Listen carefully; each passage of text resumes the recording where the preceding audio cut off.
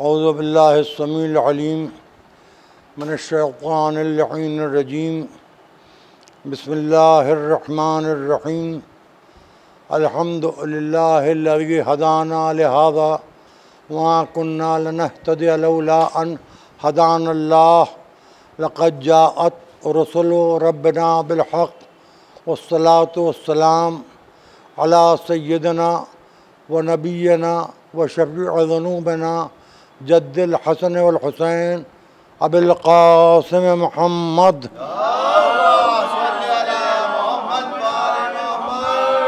व अला अहलि बैतिहि अत्तय्यबीन अत्ताहिरीन अल-मअसूमीन अल-मज़लूमीन अल्लज़ीना अज़हबल्लाहु अन्हुर रिज्स व तह्हरहुम तत्हीरा।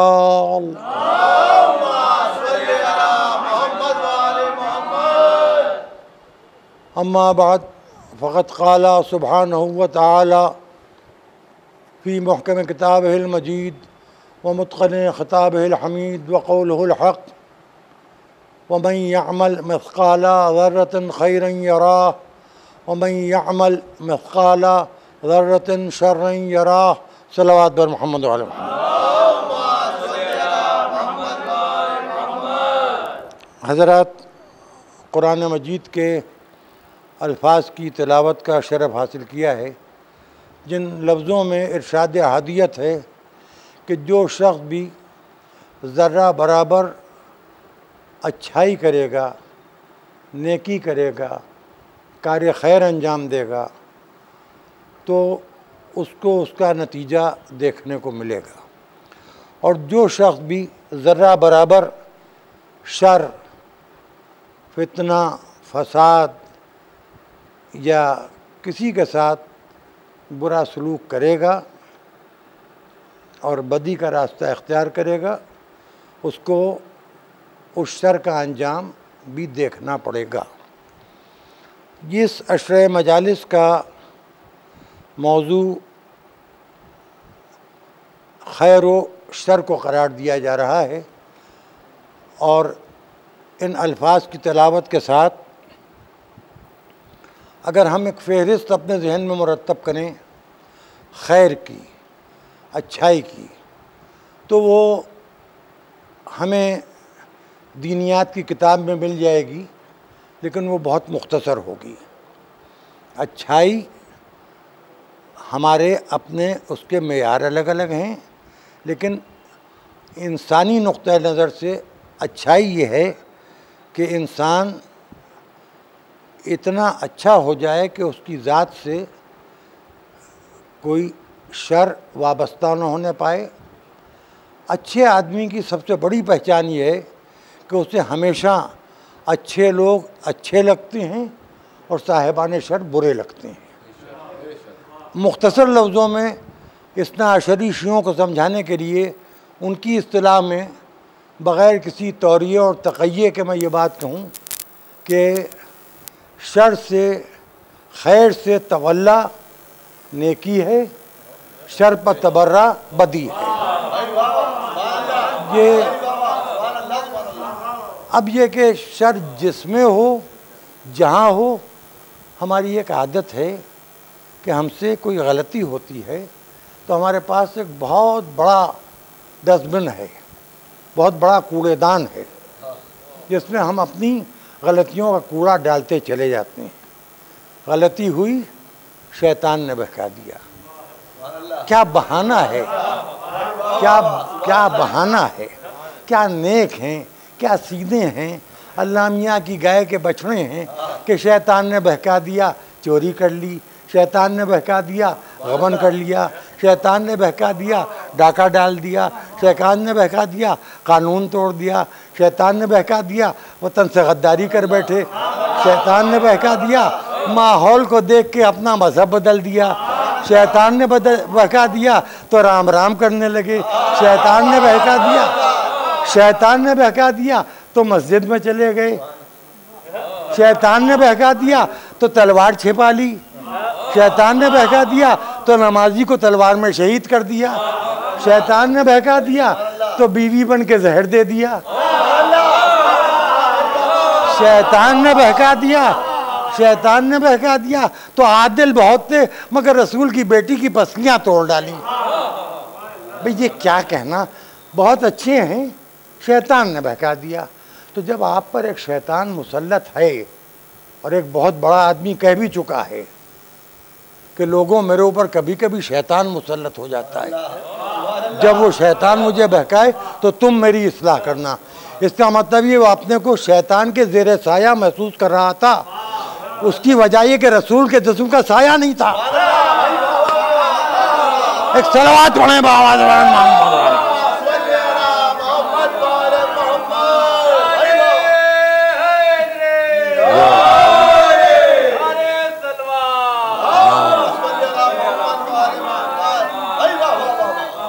क्या है? शैतान ने बहका दिया, क्योंकि जिसमें रसूल का साया नहीं था। शैतान के साए में पैदा हुए, शैतान के साए में पले, शैतान के साए में बढ़े। अब कोई मनसब मिल गया, कोई ओहदा मिल गया।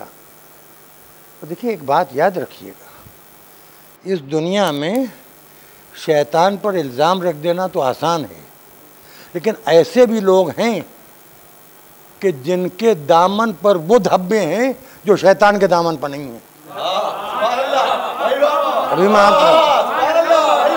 मैं बहुत नाजुक सी बात कह रहा हूँ। देखिए खैर और शर मेरा उन्वान है, और ये मुमकिन ही नहीं है कि खैर का जिक्र मोहम्मद व अली के बगैर हो सके और शर का जिक्र शैतान और शैतान दादों के बगैर हो सके। ये तो मुमकिन ही नहीं है। तो आप देखिए कि कितना आसानी से लोग शैतान को ऊपर इल्ज़ाम रख देते हैं। चलिए ठीक है, शैतान ने बहकाने का काम तो बहुत अरसे से किया। जन्नत में एक मोर के सहारे शैतान दाखिल हुआ। सांप बड़ा खूबसूरत जानवर था, उस वक्त तक जहरीला नहीं था, लेकिन जब उसने एक मासूम को तर्क औला की तरफ राग़िब किया।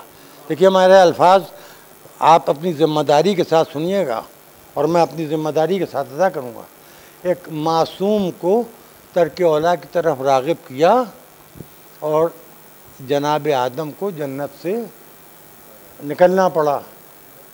जब जनाब आदम और जनाब हवा जन्नत से निकले तो उसके बाद मोर के ऊपर जो अज़ाब नाजिल हुआ वो उसके पैरों के ऊपर नाजिल हुआ कि तू बहुत खूबसूरत है, लेकिन तेरे पैर इतने बुरे बना कर दिए गए हैं कि तू अपने पैरों को देख के खुद शर्माए। देखिए मोर तो एक सिंबॉलिक चीज़ है। अक्ल अल्लाह ने मोर को नहीं दी, इंसान को दी है अक्ल। भाई ऐसे पैरों पर न खड़े होइए जिन पैरों को देख के खुद भी शर्म आए। देखिए मुझे जो कहना था वो मैंने कह दिया। दुनिया में जहाँ जहाँ जिसको समझना था उसने समझ लिया, मगर मैंने कुछ कहा नहीं है। और उसके बाद भी मैं ये कह रहा हूँ कि इस वक्त मैं जो कह रहा हूँ अगर किसी को मेरी बात बुरी लगे तो कहने से पहले अल्फाज वापस, और आइंदा जो कहूँगा वो अल्फाज भी पेशगी वापस ले लेता हूँ। अब इससे ज़्यादा मैं कुछ नहीं कर सकता हूँ। लेकिन मैं क्या करूँ कि मैं खुदा न खास्ता किसी इस्लामी मुल्क में नहीं हूँ। मैं जिस मुल्क में हूँ जब तक इसका कॉन्स्टिट्यूशन बदला नहीं जाएगा उस वक्त तक इस मुल्क में 2 लाख पारसियों को भी, 2 लाख हैं सिर्फ पारसी, उनको भी अपने मज़हब की आज़ादी का उतना ही हक़ है जितना 90 करोड़ हिंदुओं को है। तो हम न किसी को दबाना चाहते हैं न किसी से दबना चाहते हैं। हम 2 चीज़ों का सौदा न किया है हमारे असलाफ ने, न हम आइंदा करेंगे, न हम कर रहे हैं, न इंशाअल्लाह हमारी नस्लें करेंगी। हम अपने वतन की मिट्टी का और अपने मज़हब का सौदा नहीं कर सकते।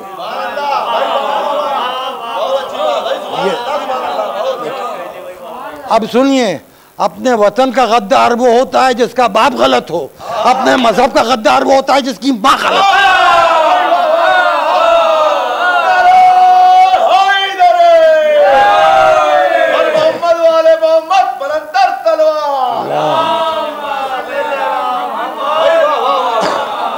यार ये जितनी मजलिसें हो रही हैं ऑनलाइन, सब कुछ जो हो रहा है ठीक है अपनी जगह पर।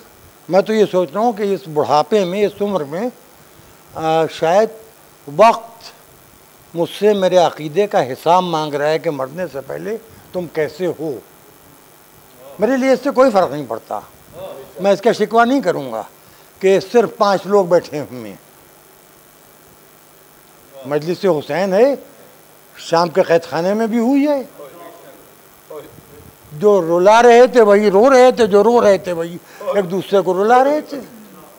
तो इसमें ठीक है, मुझे आदत शुरू से ये रही है और मौला का करम है, चहारदा मासूमीन और शुहदा करबला अलैहिमुस्सलाम का सदक़ा है कि दुनिया में जहाँ जहाँ मैं गया हूँ मजलिसें पढ़ने, मुझे यही सुनने को ये बात मिली है कि जितना मजमा आपको सुनने आ रहा है इतना मजमा कभी इस अज़ा खाने में नहीं आया। ये चहारदा मासूमीन और शुहदा करबला का सदक़ा है, इसमें मेरा कोई कमाल नहीं है। मेरे वालिद साहिब कलम थे, ख़तीब नहीं थे। मेरे बड़े अब्बा साहिब कलम थे, ख़तीब नहीं थे। मेरा दादा परदादा, मेरा ख़ानदान कलम का काम कर रहा था।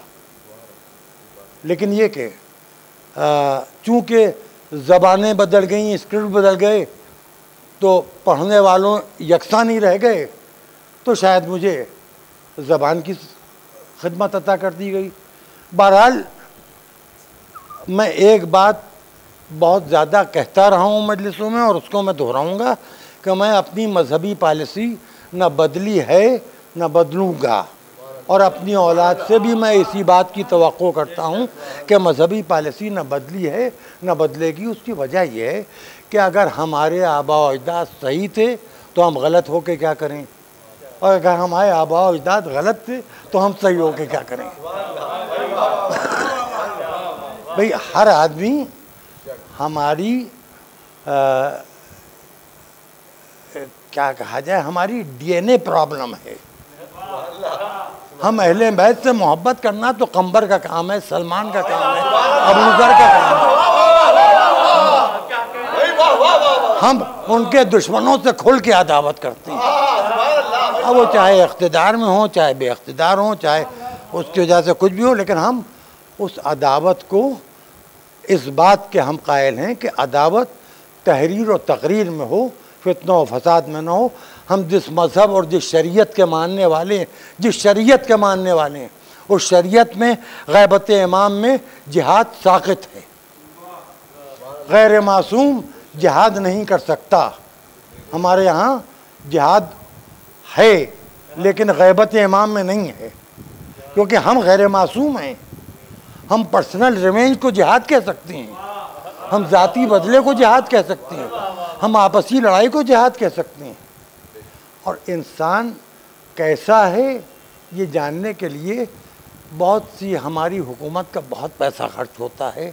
और मैं कई मरतबा बहुत बड़ी बड़ी शख्सियतों से मुख्तलिफ़ हुकूमतों में एक बात कह चुका हूँ कि इतनी ज़्यादा मेहनत करने की ज़रूरत नहीं है। कौन कैसा है ये पड़ोसियों से और पड़ोस के दुकानदारों से मालूम कर लीजिए। इससे ज़्यादा कुछ नहीं। जो पड़ोसियों को सताएगा वो अच्छा नहीं होगा। अच्छा, पड़ोसी का कोई मजहब नहीं है, पड़ोसी पड़ोसी होता है। पड़ोसी का हक हमें बताया गया है। और पड़ोस तो इतना फैला दिया रसूलुल्लाह ने, 40 घर मशरिक़, 40 घर मगरिब, 40 घर जुनूब, 40 घर शिमाल, 40 घर दक्कन, 40 घर उत्तर, 40 घर पूरब, 40 घर पश्चिम। तो पड़ोस वो चीज़ें जो ख़त्म ही नहीं हो सकती। शहर ख़त्म हो जाएंगे, गांव ख़त्म हो जाएंगे, देहात ख़त्म हो जाएंगे, मेट्रोपॉलिटन सिटीज़ ख़त्म हो जाएंगे, पड़ोस नहीं ख़त्म होगा। और फिर इस 130 करोड़ आबादी के मुल्क में पड़ोस को मुकम्मल करना नामुमकिन है। अगर आदमी, चलिए एक एक घर जोड़ लीजिए, सिर्फ 4 घरों से भी अगर रिपोर्ट अच्छी आ गई तो आदमी खैर पा है। अच्छा, अब देखिए अच्छे आदमी की पहचान क्या है। दुकानदार ये न कहे कि हमसे सौदा ले लिया, पैसे नहीं दिए, और जब हमने पैसे मांगे, अपना हक मांग रहा है, वो अपना उजरत मांग रहा है, कीमत मांग रहा है, तो उसके ख़िलाफ़ FIR लिखा दी, उसे जेल भिजवा दिया, उस पर झूठा इल्ज़ाम लगा दिया, उसे कहने लगे कि ये ज़ख़ीरा अंदोज़ी करता है, ये लॉकडाउन में भी अपनी दुकान खोले रहता है। जी ये है। और उसके अलावा दूसरी बात ये, पड़ोसी आपका है, पड़ोसी आपका हिंदू भी हो सकता है, वहाबी भी हो सकता है, जिससे शिया फ़िरक़े को एलर्जी है। बहुत खुल के आपका पड़ोसी बुद्धिस्ट भी हो सकता है, आपका पड़ोसी सिख भी हो सकता है, आपका पड़ोसी अहले सुन्नत भी हो सकता है, आपका पड़ोसी हम्बली, शाफ़ई, हनफी किसी फ़िक़्ह का मानने वाला हो सकता है, आपका पड़ोसी किसी भी मज़हब का हो सकता है, पारसी हो सकता है, आपका पड़ोसी लामज़हब हो सकता है, किसी को ना मानता हो, कम्युनिस्ट हो, CPM का नुत्वा ज़हनी हो आपका पड़ोसी, लेकिन आपका पड़ोसी है तो ये बता देगा कि भाई ये आदमी, ये लोग शरीफ हैं, ये किसी आदमी को सताते नहीं हैं। और इंक्वायरी कीजिए, उन्होंने कहा देखिए किसी ने कुछ कह दिया तो मुड़ के चले गए। बस ये है कि ये 2-3 चीज़ों से ज़्यादा घबराते हैं, और वो 3 चीज़ें उनको अपने से टच नहीं होने देते। बस ये इनको एलर्जी है बेचारों को। ये खंजीर को देखेंगे तो अगर खंजीर को नहीं भगा पाएंगे तो खुद भाग आएंगे। ये किसी सगे न आवारा को देखेंगे। अब आइए, इसमें मैं आपको एक बात बताऊं कि पूछा जाता है कि भाई ये इनको ये हुआ क्या है, तो हुआ नहीं है, ये जिस माहौल में पले बढ़े हैं उसका असर है। तो फिर ये देखा जाता है कि इनके बाप कौन थे, इनके चचा कौन थे, इनके दादा कौन थे, इनके मामू कौन थे, इनका ननियाल क्या था, इनका ददियाल क्या है। माफ़ कीजिएगा, इंसान की अहमियत, मैं किसी को कुछ कह नहीं रहा हूँ, मैं ये सिर्फ बता रहा हूँ, इंसान की अहमियत 3 डायरेक्शंस में है। आदमी की ज़िंदगी के 3 पहलू हैं, ददियाल, ननियाल, ससुराल। जब 3 तरफ से आदमी सही हो तो फिर अल्लाह को सजदा करे तो सजदा कबूल होता है। वरना अल्लामा इकबाल बहुत पहले कह चुके हैं, मसरा मेरा तकिया कलाम हो चुका है कि तेरा दिल तो है सनम आशना, तुझे क्या मिलेगा नमाज में। ठीक है, नमाज तो बहुत से लोग पढ़ते हैं। अब जैसे हर पुजारी अच्छा नहीं है, हर नमाजी भी अच्छा नहीं है, हर रोज़ेदार भी अच्छा नहीं है, फिर इंसान अपने नफ्स पर काबू नहीं पा सकता साहब। रोज़ा रखा, भूखे रहे, प्यासे रहे, थोड़ी देर और रुक जाते, बर्दाश्त नहीं करना, प्यास बहुत लग रही थी, गर्मी का रमज़ान था, यहाँ 7-8 मिनट पहले रोज़ा तोड़ दिया, तो डाइटिंग तो हो गई, रोज़ा नहीं हुआ।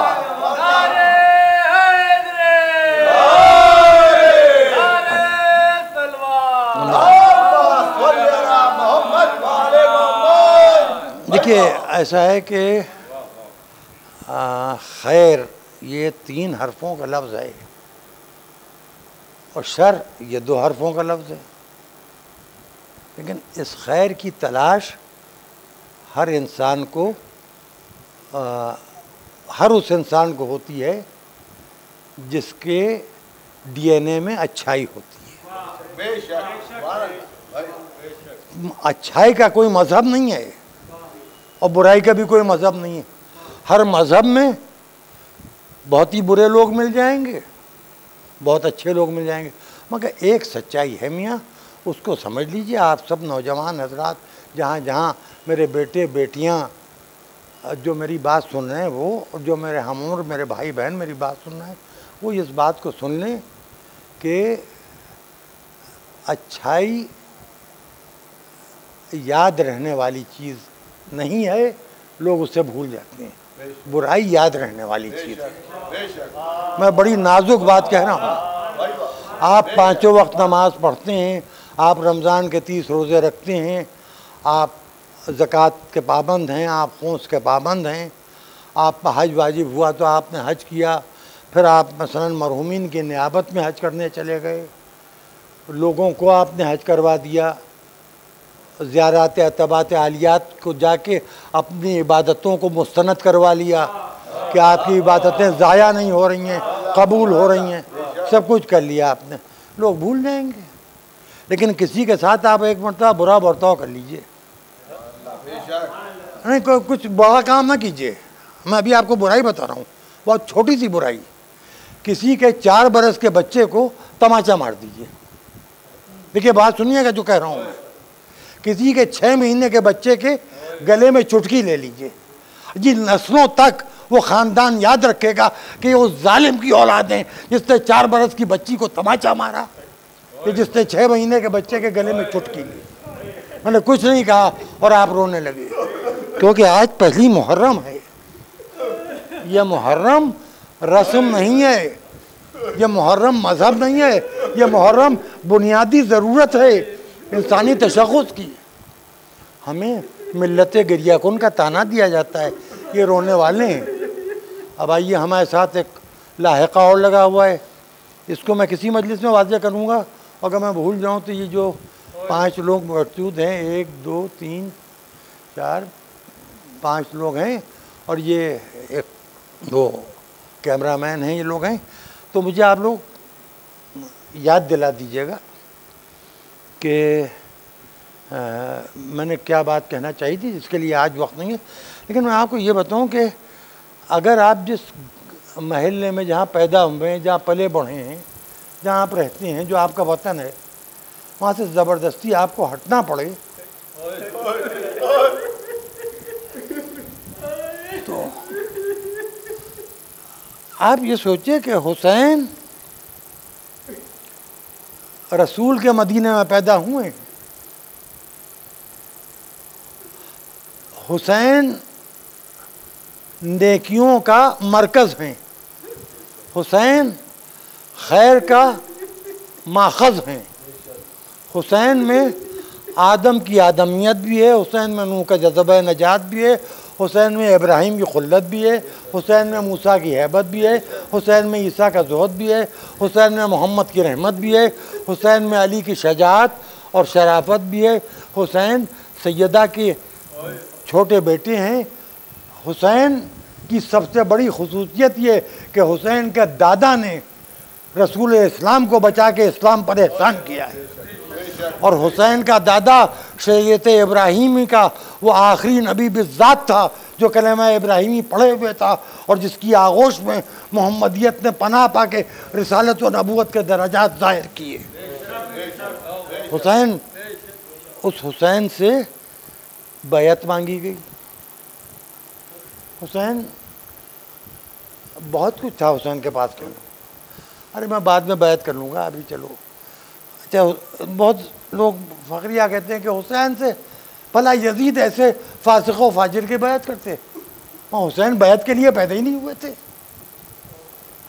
हुसैन से सुनिएगा, आदम से ईसा तक 1,23,999 अंबिया में अगर कोई नबी हुसैन से बैत मांगता तो अल्लाह उसकी नबूवत छीन लेता। हुसैन से कोई फरिश्ता बैत मांगता तो उसके बालों पर छिन जाती। हुसैन हुसैन हैं, और हुसैन को 14 सदियाँ गुज़र गईं। मुख्तलिफ़ मज़ाहिब के लोग, मुख्तलिफ़ धर्मों के लोग, मुख्तलिफ़ अदियान के लोग, बहुत पढ़े लिखे लोग हुसैन के बारे में गौर कर रहे हैं और सोच रहे हैं, और हर मर्तबा हर शख्स को हुसैन के बाबत एक नया इंकिशाफ होता है। अभी तक हुसैन वो सूरज है, वो सूरज है जिसकी चंद किरणें अभी तक के गिनी जा सकी हैं। आज पहली मुहर्रम है, और आज का तरीक़ा लखनऊ के उलमाओं ज़ाकिरीन ने जो रखा है, मैं उसी की पासदारी और पाबंदी करूँगा कि आज हुसैन की मदीने से रुखसत बयान होती है। अच्छा, हम आप रोज़ सफ़र करते हैं, मुख्तलिफ़ सफ़रों में हमारे पास हमारी ज़रूरत का सामान सफ़र होता है। जो यंगस्टर्स हैं वो उमूमन अब मुझे जहाज़ के अंदर भी हैंड कैरी लिए हुए दिखाई देते हैं। 1-2 जोड़े कपड़े रख लिए, कुछ कागजात, कुछ फाइलें रख ली, अपनी आईडी रख ली, टिकट ले लिया, बैठे चले गए और वापस आ गए। सामान बढ़ता उस वक्त है जब सामान सफ़र करने वालों की तादाद बढ़ी। बापर्दा ख़वातीन, उनके लिए महमिलों पर जो कजाबे सजे जा रहे थे, वो पूरा रजब का महीना सफ़र की तैयारी में गुजरा है। आप समझ लो, ये न समझिएगा कि अचानक हुसैन 27 रजब को सामान्य सफ़र लिया और 28 रजब को मदीने से रवाना हो गए। इतने नाके मुहैया हुए हैं, सवारियाँ तैयार की गईं। अब उसमें मसला ये कि चंद दिन का एक बच्चा भी था, और अब आइए 27वीं रजब की रात, 27वीं रजब की रात, सुबह रुखसत होना है। हुसैन कब्र रसूल पर गए, नाना खुदा हाफिज, अब हम आपकी कब्र पर चिराग नहीं रोशन कर पाएंगे। नाना यहाँ हैं, ख़ानदान के लोग हैं, बहुत से लोग हैं, और आपकी कब्र को तरह नहीं छोड़ेंगे, लेकिन आपकी कब्र पर वैसा चरागा नहीं हो पाएगा जैसा आपका हुसैन करता था। फिर जन्नतुल बकी में जनाब सैयदा की कब्र पर जाके बैठे। अम्मा, कब्र तो रहेगी, हुसैन के हाथों की क्षमा नहीं रहेगी। कब्र से आवाज़ आई, मेरे बच्चे, कब्र तो रहेगी, माँ कब्र में नहीं रहेगी। जहाँ जहाँ तू जाएगा माँ तेरे साथ साथ जाएगी मेरे लाल। ये कैसे हो सकता है कि मेरा हुसैन सबर में हो और माँ की रूह तेरे साथ हो। कब्र हसन पर गए, भैया आपके 2 बच्चों को लेके जा रहा हूँ, भाभी उम्मे फरवा को लेके जा रहा हूँ। भैया नाराज़ ना हो जाएगा, आपकी कब्र के ऊपर अब चरागा करने के लिए हुसैन नहीं आएगा। मुख्तलिफ कब्रों पर उठे बैठे, फिर कब्र रसूल पर बहुत गिरिया किया, कब्र सैयदा पर बहुत गिरिया किया। अब सुबह काफ़िला रवाना हो रहा है। अब सोचिए, ये काफ़िला लुटने के लिए जा रहा है, ये बच्चे यतीम होने के लिए जा रहे हैं, ये बीबियां बेवा होने के लिए जा रही हैं, और ये काफ़िला इस तरह से जा रहा है, सब एक दूसरे से गले मिल रहे हैं। होते करते मुंतहाल अमाल में शेख अब्बास क़ुम्मी से एक रवायत है कि जनाब सुगरा बीमार थी, और जनाब सुगरा ने अली असगर को गोद में ले लिया था और कहा था जिसकी गोद में अली असगर चला जाए वो ले जाए। माँ आगे बढ़ी, अली असगर बहन से लिपट गए। चंद दिन के हैं अली असगर, चंद दिन के हैं। तो ये ना कहिएगा कि अली असगर चंद दिन के होके कैसे इतने समझदार थे। माफ़ कीजिएगा, मैं इस वक्त बहुत अदब के साथ, एहतराम के साथ ये बात कहूँगा कि अब तक जो नज़्म हो गया वो हो गया, लेकिन हमारे शुआरा इस बात का ध्यान रखें, असगर के लिए नादां का लफ्ज़ जो है वो मुझे पसंद नहीं आता। नादानी ख़ानदान हुसैन में किसी के पास नहीं थी। नादान तो वो थे कि जो पढ़ लिख के भी आज तक हुसैन के दुश्मन हैं। असगर चंद दिन का असगर। अब इमाम हुसैन आए। अब यहाँ से शेख अब्बास क़ुम्मी ने मुंतहाल अमाल में एक रवायत लिखी है कि हुसैन बैठे हैं बेटी के सामने, और बेटी कह रही, बाबा सब तो जा रहे हैं, बाबा मुझे ले चलिए, बाबा अली असगर को एक गोद में खिलाने वाली चाहिए। मैं ये कब कह रही हूँ, मुझे आप सकीना को ले जा रहे हैं, आप बच्चियों को ले जा रहे हैं, किसी को कोई बेटी है, कोई भतीजी है, कोई भांजी है, अरे मुझे आप नौकरानी समझ के ले चलिए। हुसैन चुप के बैठे रो रहे हैं। कहती है, बाबा खिदमत करूँगी, बीवियों के पैर दबाऊँगी, अली असगर का झूला झुलाऊँगी। बाबा जहाँ खैमे नस्ब होंगे वहाँ मैं अपने हाथों से उन खैमों की सफाई करूँगी, अपने हाथों से झाड़ू दूँगी।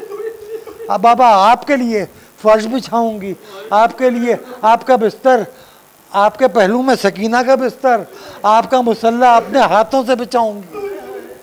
इसी को दो मिसरों में अनीस ने कहा है, दिल में चुप जाते हैं वो मिसरा है कि बाबा मैं ये नहीं कहती कि हमारी में बिठा दो, मैं ये नहीं कहती कि हमारी में बिठा दो, बाबा मुझे फिजा की सवारी में बिठा दो, मैं तुम्हारी कनीज के साथ चलूंगी।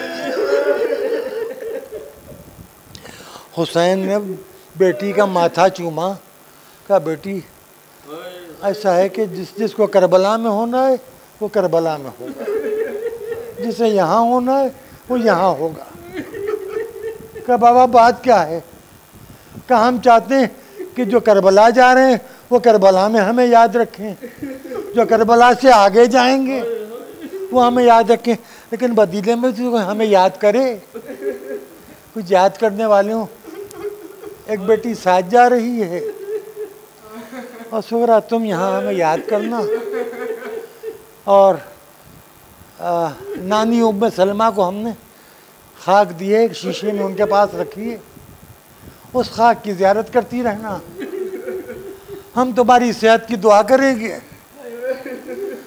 और जहाँ से मौका मिला अली असगर की खैरियत, अली अकबर की खैरियत, कासिम की खैरियत, औन की खैरियत, मोहम्मद की खैरियत, सब भाइयों की, तुम्हारी फूफियों की खैरियत, तुम्हारी माँ की खैरियत, सबकी तुम्हें इत्तला देने की कोशिश करते रहेंगे, लेकिन हमारे किसी ख़त का इंतज़ार न करना। ख़त लिख सके तो लिख देंगे, न लिख पाए लेकिन सुगरा अब जाने दो। क्या बाबा अली असगर को हम तो नहीं जाने देंगे, जो अली असगर की गोद में चला जाए उसको वो ले जाए अली असगर को। हुसैन उस तरह झुके जैसे सजदा करने से पहले की जो कैफियत होती है नमाजी, सुगरा की गोद के करीब इतना गए कि होंठ अली असगर के कानों के करीब पहुंच गए। चुपके से कुछ फरमाया और सीधे होके बैठ गए।